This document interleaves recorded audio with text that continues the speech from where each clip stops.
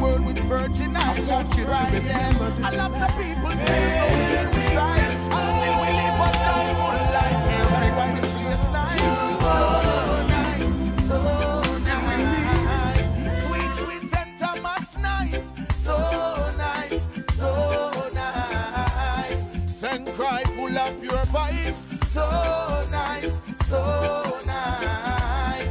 St. John a real paradise, so nice, so nice.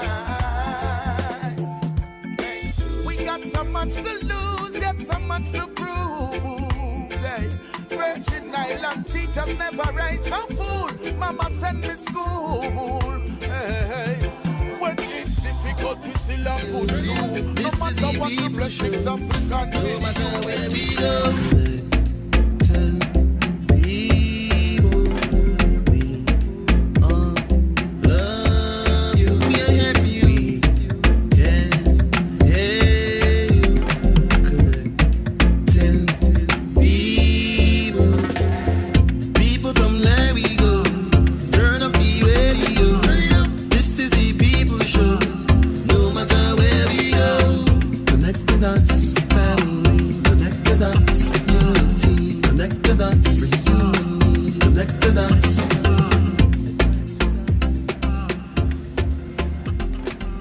Good morning. I'm saying good morning to all Virgin Islanders, St. Croix, St. Thomas, St. John, you name it. This is Adler Fonsi down the store here with you this bright Monday morning. And I'm saying it's a bright Monday morning because when I was coming down the road, I was trying to figure out also the bright day, all the traffic coming from the Tutu area, you know, the East End area coming down, and it was just a lot of traffic, so I had to go over the hill. But it was to watch the town and seeing how bright it looked, that the sun is coming out so sunny and bright. It's a beautiful day in the Virgin Islands. And before I continue with the program, and if I may share with you that this morning's program, we're going to discuss the CARES Act of 2020. Because I've been hearing a lot of rumblings and people talking about whether or not there's been a smooth distribution of the resources here in the U.S. Virgin Islands. And I think it's something that should be discussed. And I'm sure that there's people even abroad who listen to this program that is concerned about the CARES Act as well and wanting to know what the benefits are of that CARES Act.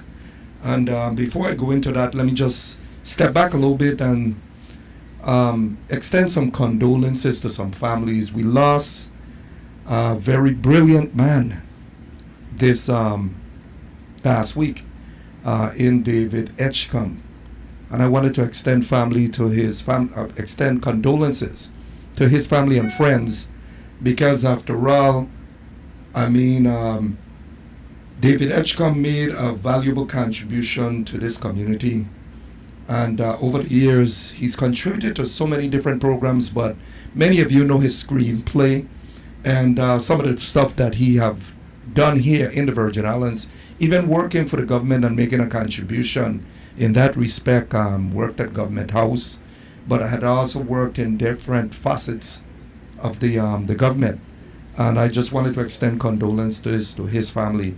Also, condolences go out to Jeffrey Tyrone Majet, Shirley F. Stagger Van Beverhout, and Harold Mohammed. You know, we extend condolences to all those families and losing a loved one. And you know, last week we actually celebrated Ariadne's birthday, and I didn't have a chance to wish Ari a happy birthday. So I wanted to just pay my respect to him this morning, because after all, Ari, there's so much to say about Ariadne, and I'm not saying it because I'm here on the station, at his station, and collaborating with him in some instances, but I just wanted to take a few minutes in wishing him happy birthday, to also say, you know, just share with you just my admiration for Adi. It takes a lot, and it's a tremendous sacrifice to be able to come to a radio station at 5 a.m. every morning And he did this for a number of years. And I think we need to really thank him for that contribution in the number of years he made. I understand he made 80 years of age and still looking strong, have went through some physical experiences, but Addy continued to contribute in any way that he can, and his passion is really the radio, extending his voice. And I think we needed to thank him. I wanted to thank him, at least from Connect the Dots and Connect the Dots family and audience, that we thank you for your years, the years that you have toiled this territory and the many, many contributions that you have made to the territory. And we want to wish you a wonderful, because his birthday is going to continue for at least a month, I understand. But Addy, happy birthday again. I'll say belated from some of us and many of us who may not have even known. But I knew.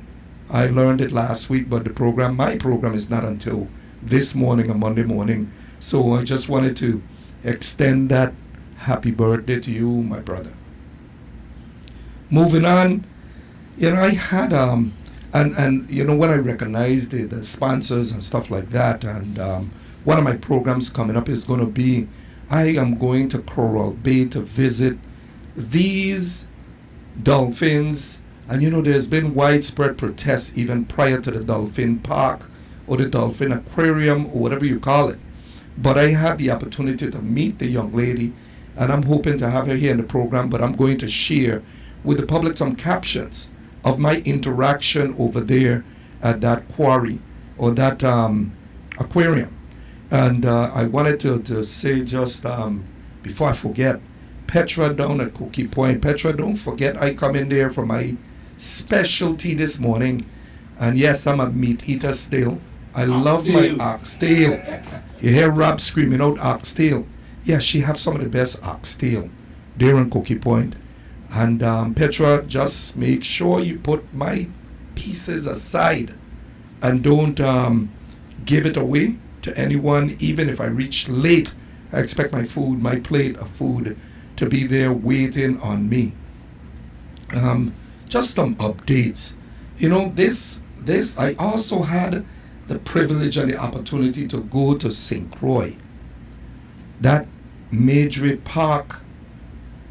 Cummins Park, and I was elated to learn that Madre Cummins showed up. I wasn't there at the time he showed up. I wish I was there the time he showed up, but I wanted to extend a congratulation and applaud all the volunteers that went out there, because it was just amazing. So folks, when you see persons on St. Croix walking around with that pink bracelet and it says, I built the Mildred Cummins Park 2021, you tap them on the shoulder, you greet them and you thank them. It's a pink bracelet with those words inscribed on it. It says, I built the Mildred Cummins Park 2021. And you see I'm fashioning it this morning because I'm proud and I'm happy. I had the opportunity to fly over there and participate and just watch, with admiration, so many people in the community that came out to actually contribute to that cause. And I think in the end, the young people or the kids that should use that park is going to really, really appreciate the park. And the park is coming along beautifully. I can't wait to see the end product, because what I saw already, the colorful grounds, how they put the mulch and everything fill in, and how the benches and some of the structures that they put up on the site, it just looks so beautiful. But I, most importantly, to thank all those people that actually contributed to the building of that park.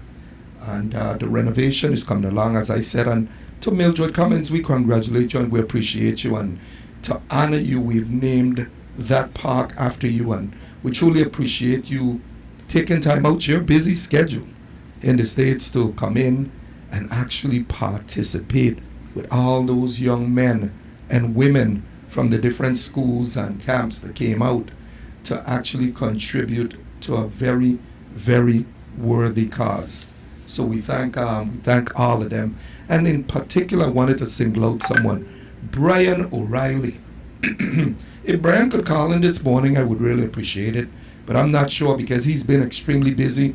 He's actually there heading up the project. And I would have loved for him to be able to come on the air this morning and share the list of individuals and even the company that came from the States and contributed to that cause, lending supervision, lending their expertise in building these type of parks.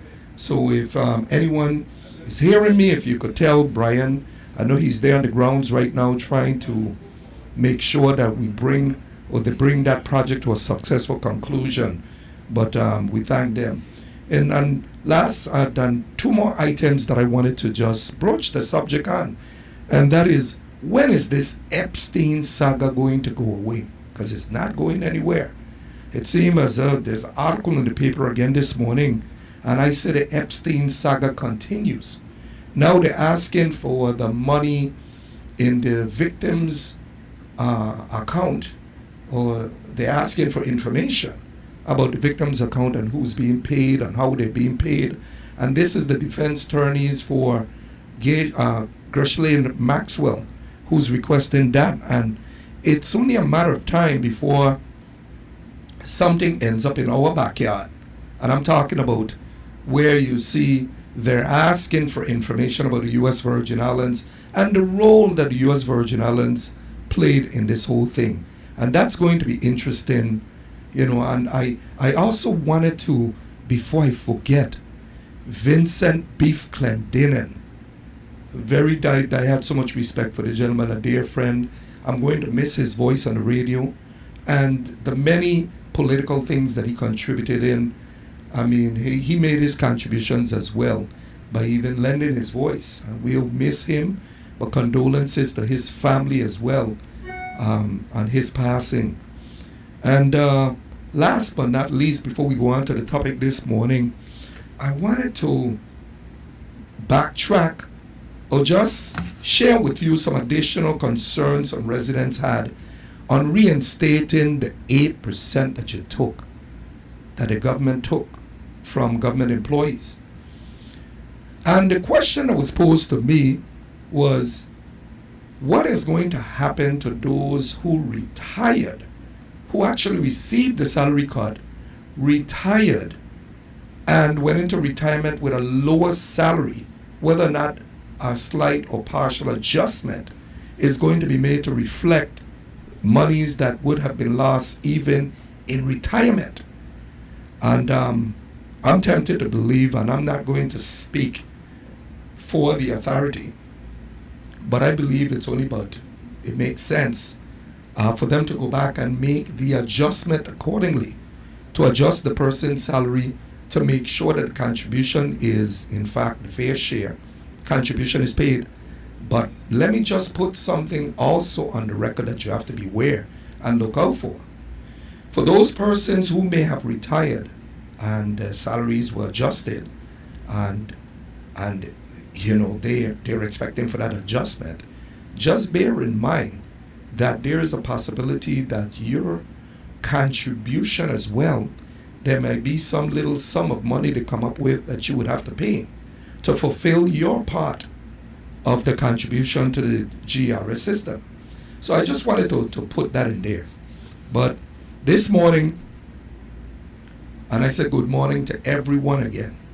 This morning, what we want to discuss is the CARES Act of 2020. Because you see, every jurisdiction received a portion of money within their jurisdiction for the purpose of aided or providing funding for different programs to be able to provide assistance, because the CARES Act, the Coronavirus Aid, Relief, and Economic Security Act of 2020. And that act, there are so many programs in there that act is supposed to be funding. And when we talk about that Coronavirus Relief Fund, we're talking about over $150 billion that the United States Congress set aside for the purpose of distributing funds to all the different jurisdictions in the form of aid. Of course, here in the U.S. Virgin Islands, we may be a little unique to some of the other destinations. And when I say unique, allow me to qualify that. When I say unique, bear in mind that here it is, we experienced two infamous hurricanes that ravaged the Virgin Islands. Those hurricanes were Irma and Maria. And we received funding for those hurricanes, relief, aid, but funding to help us rebuild. So now the Virgin Islands, and with its capacity, received this large funding of money and may have hired a couple companies to assist with managing projects.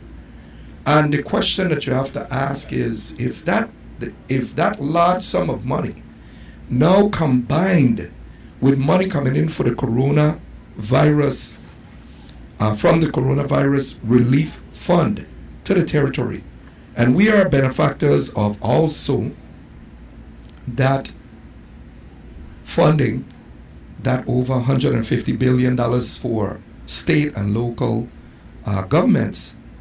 Here in the Virgin Islands, I'm just wondering whether or not we would have the capacity to handle that combined level of funding. So when we're talking about these programs, you have to break them down, and I have a list of them here. You have now $260 billion is dramatically expanded to unemployment benefits. Has the unemployment reached its capacity? Has all the funds been exhausted locally? Those are questions and pertinent questions that we need to be asking.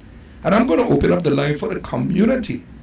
Those who feel that they may not have received full benefits, or those who may not have received any benefits. So now you have immediate direct cash payments to lower and middle income Americans. Move more than $375 billion in small business relief. Approximately $200 billion for our hospitals, healthcare workers, and health research. Our hospitals here in the Virgin Islands should have been rebuilt already. And I will maintain that. Approximately, it says more than $100 billion in additional emergency appropriations, including the following: transit agencies, HUD emergency solution grants, child care and development block grant, low income home energy assistance program, the Barring Justice Assistant Grant Program. And we're talking about like $850 billion, $750 million. You got the CDC, coronavirus state and local, tribal grants, minimum awards. Now when I say tribal grants, I'm wondering if, for example, those who with heritage, Taino Indians or Kalinago Indians that you have in the U.S. Virgin Islands would be entitled to those grants if they have formed organization, because I know the Kalinago Indians are very much in existence here in the Virgin Islands. I know a family, the Phillips family, who might be or have Taiwan blood in them. So when we list these programs, I'm wondering if the correct and accurate information is being distributed into every quarter so that people would be knowledgeable of what is available to them. So with those programs, and then you have the election assistance, provides $400 million to election assistance grants for states to help prepare for the 2020 elections. Now, is that only for the 2020 elections or future elections? Does the money go back to the federal government, for example, here in the Virgin Islands, if those funds have not been exhausted? So there are questions that have to be answered. And I know that there is a number of people, and I want to open up the telephone lines for the folks who don't know the number. The number to call here is 340-774-1340. Good morning. You're on the air. Connect the dots. Good morning, Senator Donaldson. Yes, good morning. How are you? I'm fine. I'm blessed. How are you? Oh, I am blessed also because I'm alive by God's grace and by His will. Yes, and that's more. And I pray for you and your family that the Lord may bless and protect you all from all ailment and all these confusion. Yeah. Senator Donaldson, I know your topic is the, will you say the care? Yeah. The care project or what? Yeah. Care distribution or whatever? Yes, the CARES Act. The CARES Act and all The the CARES programs. Act, yes. Yeah. And the programs because of the pandemic and whatnot. Is that it? Yeah. It has to do with the pandemic and the amount of money that the United States Congress have appropriated in terms of aid for different states and local territories. Right. Yeah. Right. I just want to start by saying, and I'll make it real quick because I'm sure because of your commentaries, it have a lot of other people probably want to get on and discuss the 8% and whatever. Yeah. As far as I'm concerned, no. The distribution most likely has not been gone out as it should, you know. Yeah. Because, you know, a lot of people still suffering from the 2017 hurricanes and economic hardship. Yeah. And the pandemic, which is, as old people would say, cocoa bean top of yours. And sometimes, yeah, I haven't heard that. you as a West Indian person understand what I'm saying. Yeah. Mm-hmm. But thank God that we have faith. We have a strong faith, and we are a Christian community. That's and we right. put our faith in God. Yeah. And He's in the midst of all. In the midst of everything.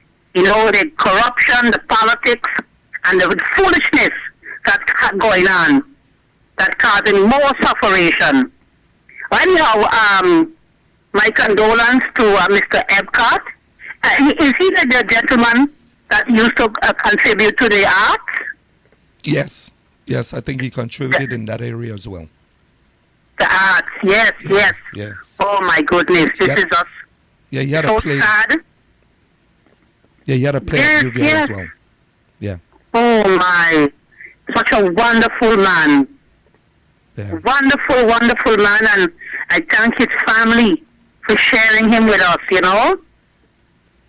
Yes, and to all the other families that you mentioned, my most deepest condolence, because these last 2 years have been so trying and traumatic. Yep. Mm-hmm. Especially to our, you know, our mental and emotional well-being.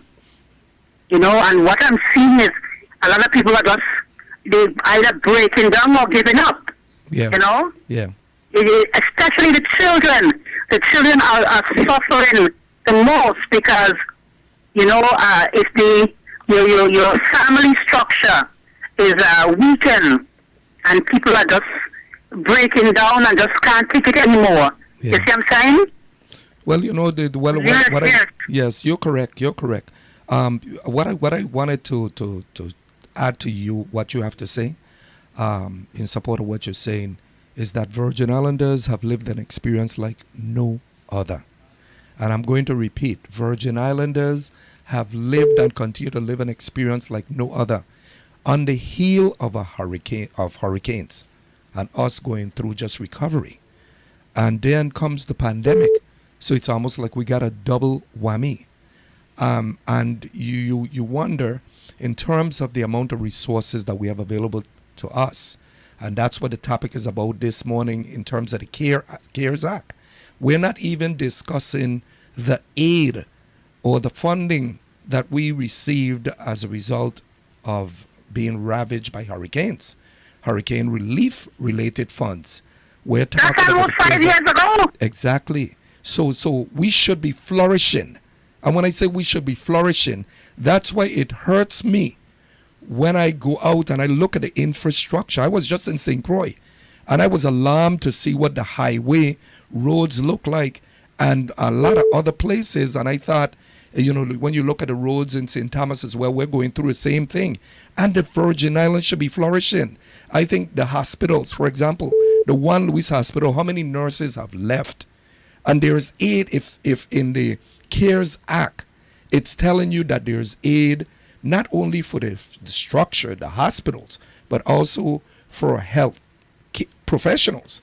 And I'm just the wondering... frontline workers. Yeah. Those on the front line. Exactly. And I'm wondering just what is really going on.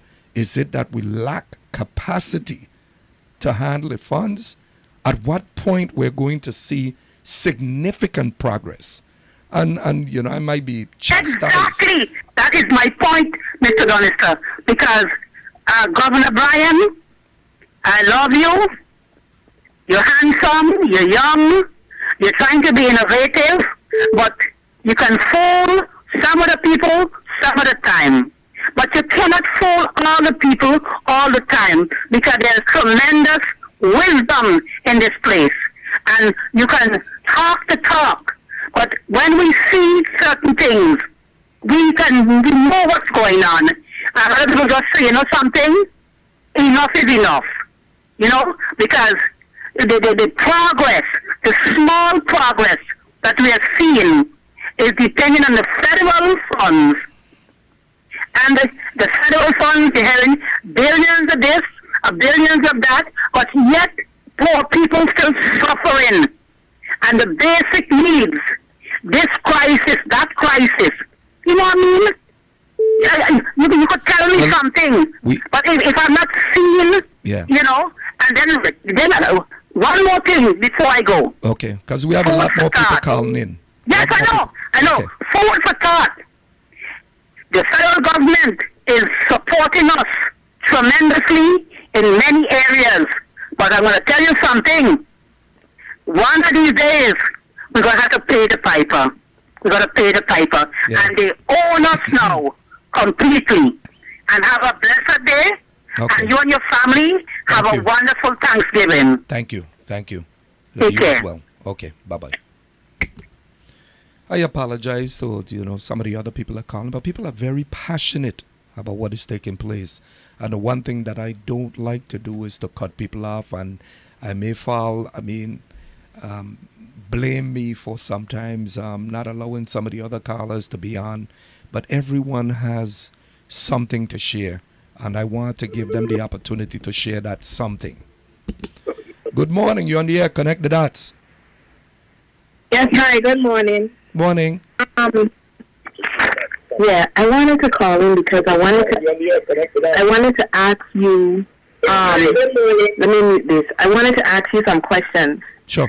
Okay, first of all, the money that's coming in from the federal government for the CARES Act, do we know who is the administrative overseers for a lot of these funding for the CARES Act? I mean, is it one specific company, or is it different companies? And if it's and how are those administrators choosing? I mean, are there RFPs that go out for people with or organizations with specific knowledge to manage the administrative functions or the oversight of certain portions of those monies? That's number one. And I'm going to pause and let you answer that if you know how. Well, I'm going to say this. Unfortunately, I'm not an administrator in any government agency or department. And as such, I don't think that I would be privy, and I am not currently privy to some of the information that would put me in a position to respond to the question that you asked. And I'm not quite sure that the appropriate administrators is listening. The PFA in particular, that is the holder of a lot of funds, is listening. And incidentally, the governor is the chairman of the PFA board, and chief executive. So he would be the one that perhaps could answer those questions because they are in possession of documentation and they should know the status of every single one of those programs. I look at it from my observation is a little different. My observation tells me when we speak of the hospitals, when we speak of schools, and I'm emphatic about this, schools, we should have already had 2 schools built, 2 major schools on each island. With respect to the hospitals, it doesn't take a rocket scientist to see that the hospitals were still in disrepair. And from right after the hurricane, a portable unit was put up, but that's not sufficient for what those professionals need in terms of the resources and the perfect environment in which for them to operate. So my comments that I made this morning is based on my observation and the little research when it comes to the level of funding that the Virgin Islands should be entitled to as a result of the CARES Act. It was intended to be disseminated, to make through programs to the community that they could see that there's an upliftment.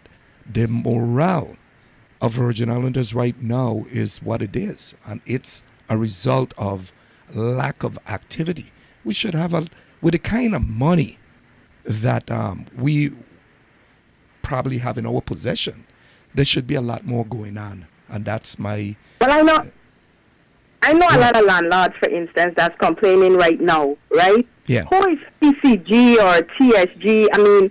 What's that company, and what is their role in this CARES Act? Because a lot of landlords are complaining right now that they have been waiting forever and a day for their money, and when they call the Housing Finance Authority, they're saying that the hold-up is not on their end, that the hold-up is with that company. So my thing is, who is holding these people that's doing the administrative oversight and functioning of these specific programs accountable? Yeah.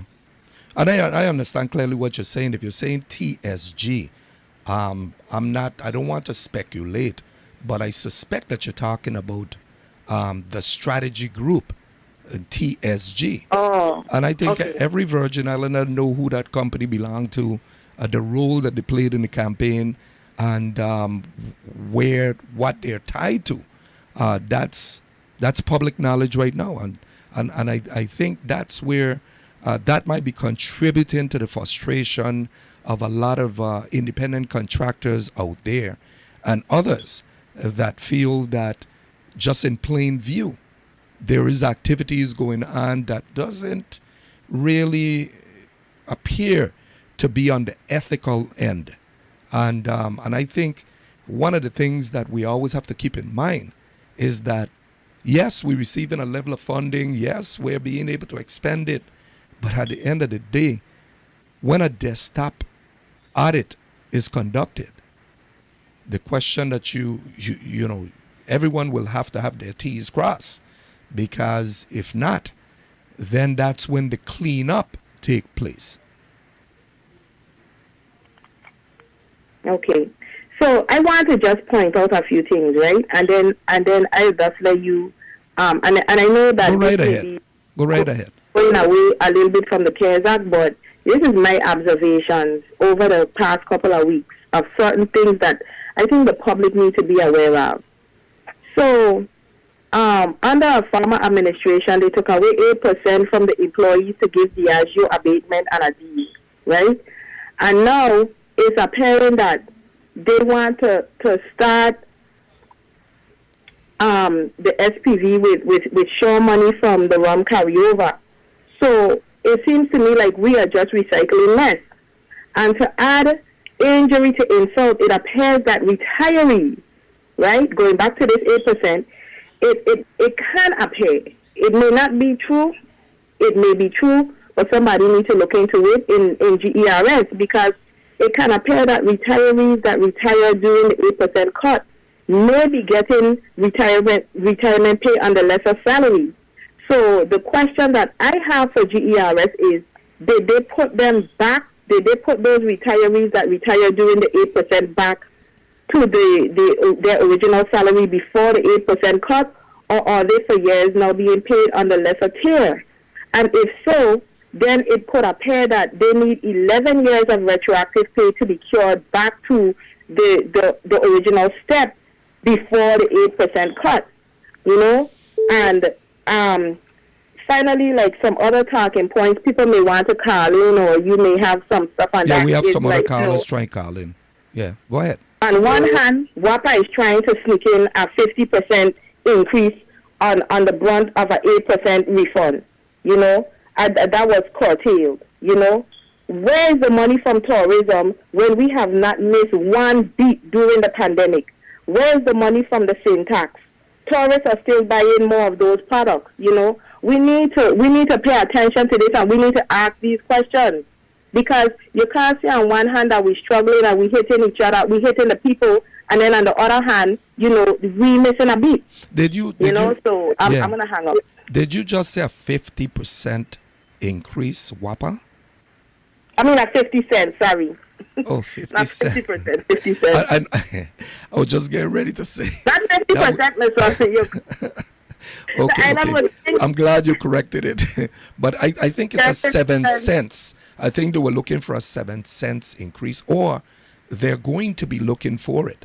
But I know also that they owe the PSC money at this time, and I'm wondering how are they going to be able to satisfy that obligation to the PSC, whether or not the PSC is going to move forward with granting them a 7 cents increase, which I think would be quite bizarre. We should be, at this point, we should have already had a strategy in place to start getting the WAPA rates reduced. That's the way I feel. And I'm not seeing any real remedy on the horizon, and to hear that it's looming, that it's a 7 cents increase they're going to be coming back to the table to look for. And I might be wrong. And the appropriate parties could always call in and correct me if that is not accurate, or that is not true, or not even close to the benchmark. Okay? Yeah, and these are, and I just want to point out here for the record, these are just questions that the appropriate parties need to just clarify for us and clear up the air. That's it. Yeah. You know? Yeah. Well, thank you. Thanks for calling. Yeah, more. You know, it's, I don't even want to hear about any additional increase, because I'm quite sure every single Virgin Islander, you go to the grocery store right now and you're looking at products that you once paid a certain amount for, and you're seeing that it's gone up by $1 or gone up in increments, and it's that this all contributes to the cost of living in the Virgin Islands. And if we don't try to get a handle on starting with even the WAPA rates, because right now I look at my mother's light bill, and it went from $100 and something last year up to $300 and something a month. And can you imagine the amount of people out there who's been battling with this? And then to learn that the meter system have always been defaulted. There was an article last week in the paper, if a class action suit should be filed, there's going to be serious problems with even WAPA and its cash flow, and having to redirect some of their resources to defend themselves in a court. And not to mention, if something is struck and they have no choice but to turn around and pay each ratepayer in the Virgin Islands in terms of an adjustment on their bill to issue a credit, I don't see how they could be paying out anything. But Virgin Islanders cannot really take any more hits, because I'm going to call it hits, when you have to incur additional costs, or the cost of living just in general is going up. You can anticipate that fuel prices are going to jump again. And the list goes on and on and on. These are all contributing factors to both quality of life and the cost of living in the Virgin Islands. Anyway, the number to call here, WSD, and I apologize to some of the callers that have attempted to call in, but I try to allow people to get their complete point across without interrupting them. So the number to call here at WSTA is 340-774-1340, 1340, here on Connect the Dots. So there's so much stuff that's going on these days. And, you know, every time I traverse the territory, and I mentioned to you guys that I was in St. Croix, and it's always good to see something that is uplifting. And I saw in Harley Apartments down there, Harley Housing Community, that they have there on the western end of St. Croix. I was down there and I saw this this trailer painted up with these bright colors and beautiful colors, and it was really little things like that encouraging, because it shows you that a community that is aware and want to uplift themselves, and that goes on in a lot of different instances. But let me go back to the telephone line. Good morning, you on the air, Connect the Dots. Good morning. I'm calling because I'm saying go nowhere, but you know, post office gone up 100% in the back. Yeah, I heard. And yeah, if you think a gallon thing $2. Yeah, and you know that and what you're saying, that adds to what the lady just said. She said that we're getting all this funding, but we realize that you're going to have to pay for it eventually. Go ahead. Okay, that's all I call it. Okay. Well, thanks for calling. Thanks for sharing that with us. You see, even folks calling in about the post office, and I know the post office box rentals are going up, and that's the application for new boxes and the cost for new boxes, and I think the renewal is actually going to go up as well, and even the stamps in the post office. So that just shows you that those instances are signs that the federal government now is going to be looking, the Congress in particular, is going to, and the Senate, is going to be looking for ways to generate more revenues to place in the coffers. Because when you hear about these trillion-dollar packages, somebody's got to pay for it. And Virgin Islanders, you know, brace yourself, because we are going to be part of that somebody that may have to pay for it.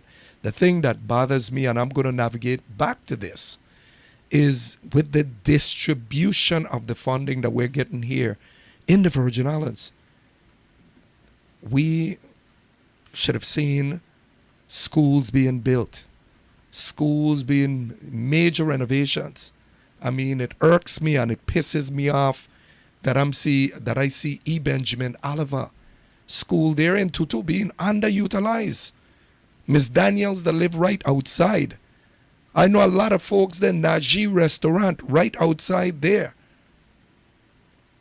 And you go up the hill, Miss Cruz, Mr. Miss Smith, Miss Sylvester, all those people I know from growing up in the area. If we're talking about economic development, if we're talking about the ability to circulate money into a community with all those resources that we have here in the Virgin Islands, we should have seen the hospitals being rebuilt, roads already in record time being paved. Maybe to wait until the election year to start doing things, and we're already in the election season.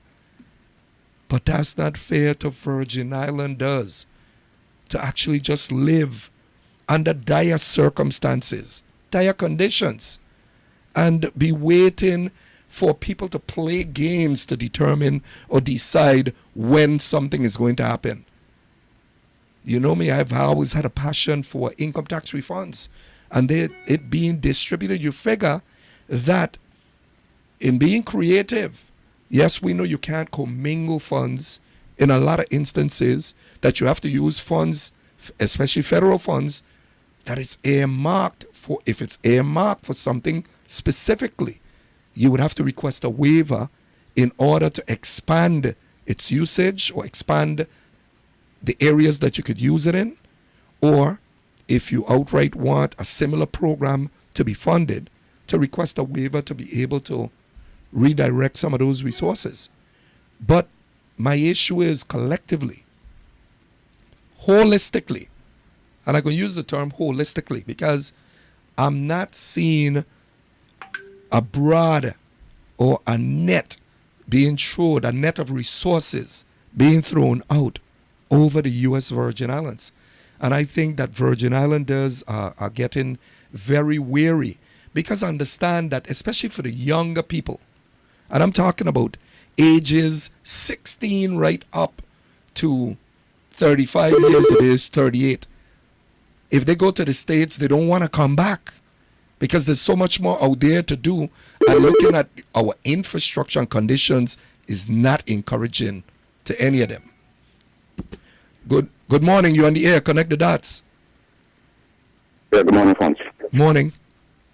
The amount of resources we get from the Fed, and we should be mobilizing our workforce to build back school.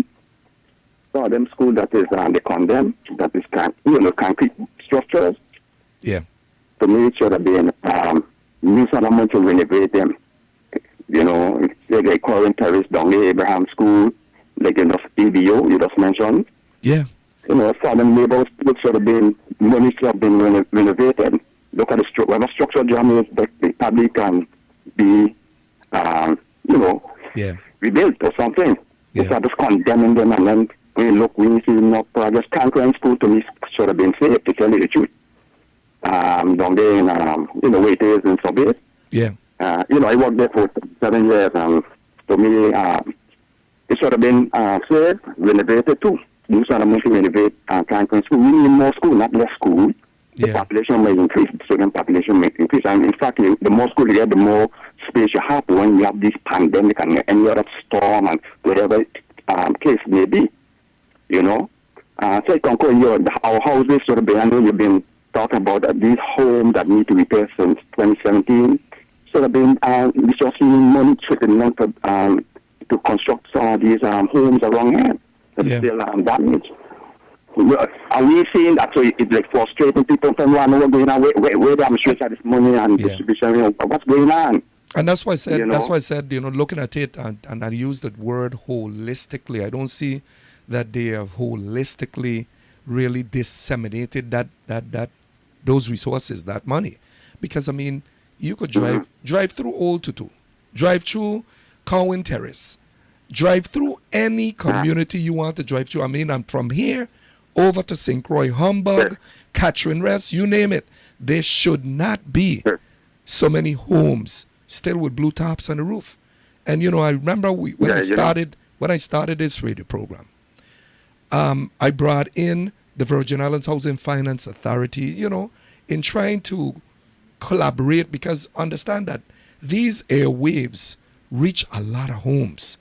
And we wanted to be able to enlighten people on what they had to do, where they have to go, and the list goes on, but to assist in any way that we could.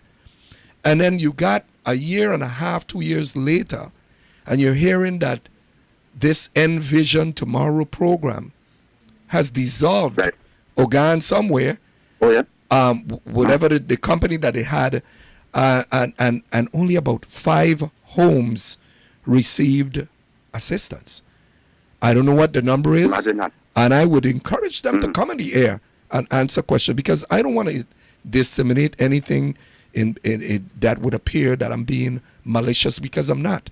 I gonna call a spade though, and I try to reach out to them and give them the opportunity to dispute, refute, or dismiss anything that I have to say, but come with facts and provide the community with what you need to provide them with. Because if we're talking about transparency and accountability, we could ask a lot of questions. I mean, does every Virgin Islander know what the PFA, the Public Finance Authority, role is in our development? How resources are being channeled through there? What is their priority?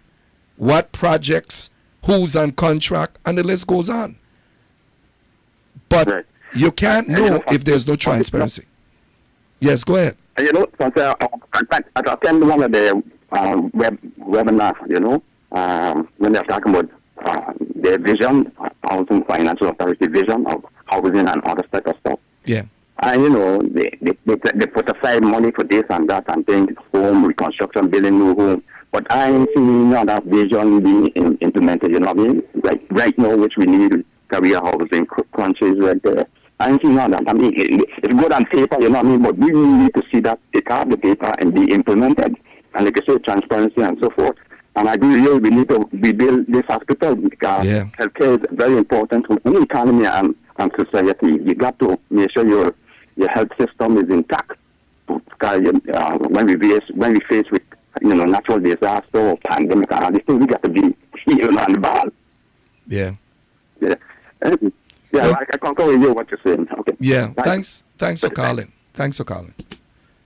Yeah, folks are Virgin Islanders are getting frustrated with what they're seeing, and you cannot blame them for those who actually live here and those who are abroad. Virgin Islanders abroad that still have families here and will continue to have families for the rest of their life here. They too are concerned because when they come home to visit and they're seeing the place as though we are going back, like we're a third world country and we're going backwards rather than forward, it's not encouraging at all. Let me go to the telephone line. Good morning, you're on the air. Connect the dots. Yes, good morning, Mr. Donista. I'm not going to take much of your time. I just want to bring up an issue. I know you're looking at the CARES Act, but I want to thank the governor for bringing back that 8% money for the people who lost that in 2011, 2012. But there's an older, much larger retroactive that people seem to be forgetting about. Yeah. From back in the 1990s, we were supposed to receive our retro. It was built up until 2001, where they stopped building. There's an outstanding debt of approximately $30,000 to $35,000 per person of unionized membership. Yeah. And we have a court judgment saying that when the government has the money, it is due and owing. Well, it seems like this government has the money now. They're paying off all debts. Please don't forget us, because maybe they're waiting for us to dead so that we don't get a retro. Yeah. But I couldn't sit here and listen to the program and listen to people talking about money flowing and retros being paid and not remind people of the sacrifices that were made by the unionized members back in the 90s and that retro which is due and owing. Yeah. As a matter of fact, if they would pay us that money, that would be an instant infusion into GERS because they're going to get their cut of it. Yeah. It's an instant infusion into the government because their taxes coming out of it. It's a large sum of money. Yeah. If they have them, it seems like this government flush with money. They have so much money they have to bring in people to figure out how they're going to spend it because they're not sure they have the capacity to spend it. Pay us all money from before. Mr. Donisa, I want to thank you for bringing on your program and allowing me to speak my little piece, okay? And thank you for calling. Thank you for your contribution. All right, bye. Okay. Yes, this is where we need to hear from people because, you can learn from anyone. And I've always felt that you enter a room with 7, 12 people. Each one of those persons in that room might have something unique to share. So you can learn from anyone. And that caller, what he expressed, and they're absolutely correct. There is an accumulation of debt. And what even it should be more frustrating, even to add to their frustration, is the fact that they sit down and they see a government creating new debt.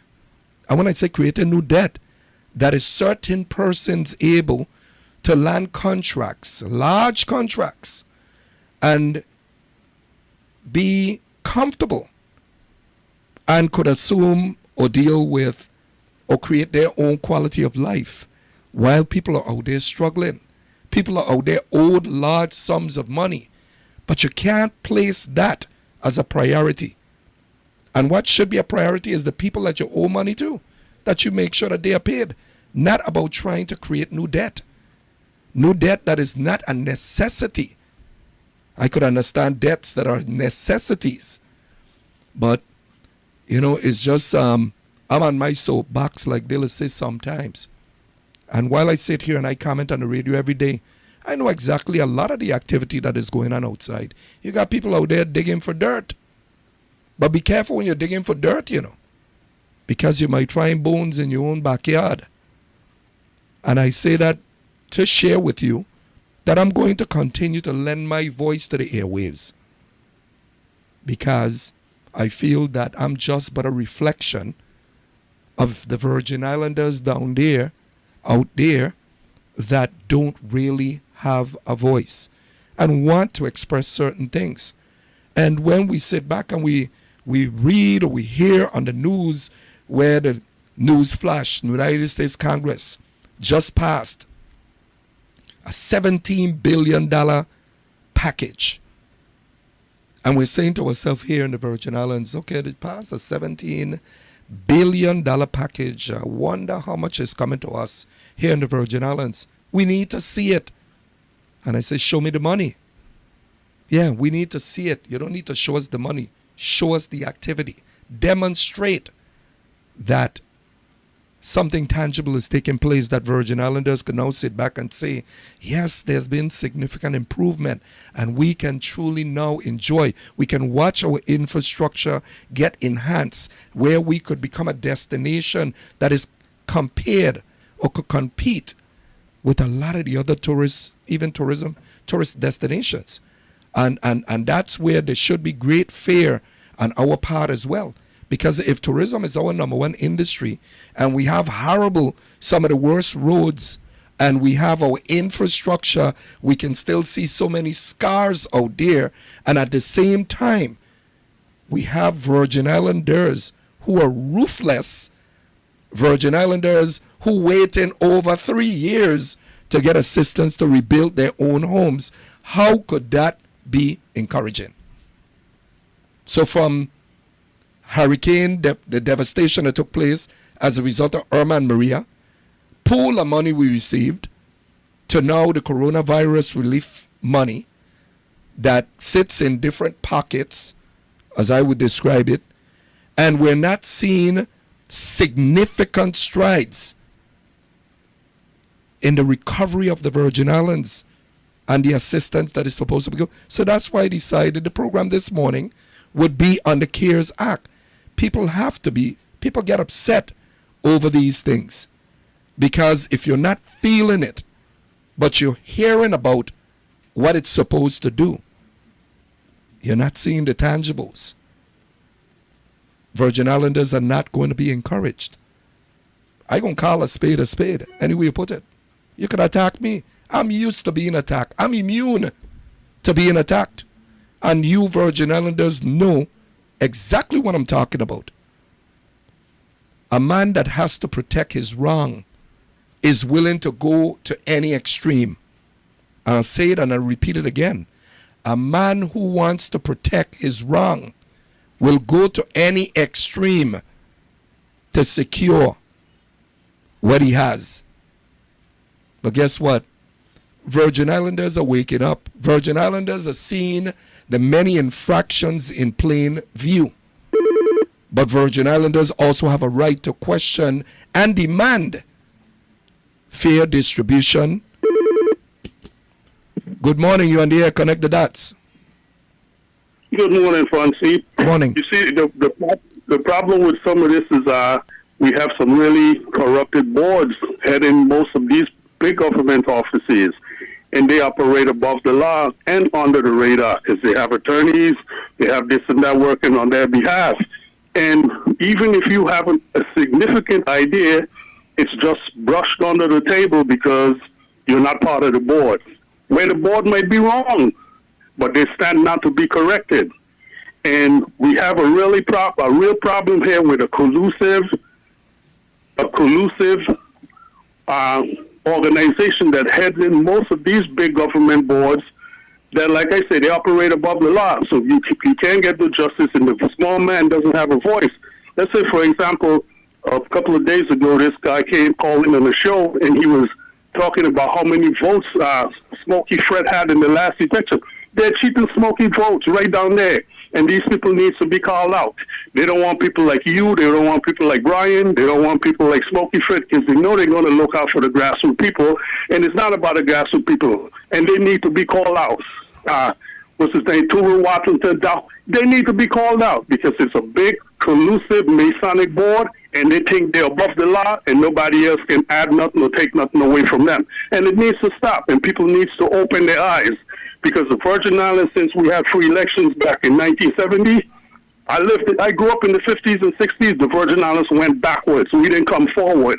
Actually, we failed as a government over the last 50 years, and we can't blame that on nobody else but the politicians and the people who are in charge. That's my piece. Have a good day. Okay, thanks for calling. Yeah, people are getting frustrated with a lot of things. I mean, the list goes on. But I'm at the end of the hour, and I'm sorry that my program is only 1 hour long, and maybe someday I'll consider expanding the program if I can. But program costs money. But with the 1 hour that I have available to me, it is your platform. You're always welcome to call in and participate in any discussion and connect the dots. It's every Monday from 10 to 11 a.m. And unfortunately, we're down to the end of the hour, 11 o'clock.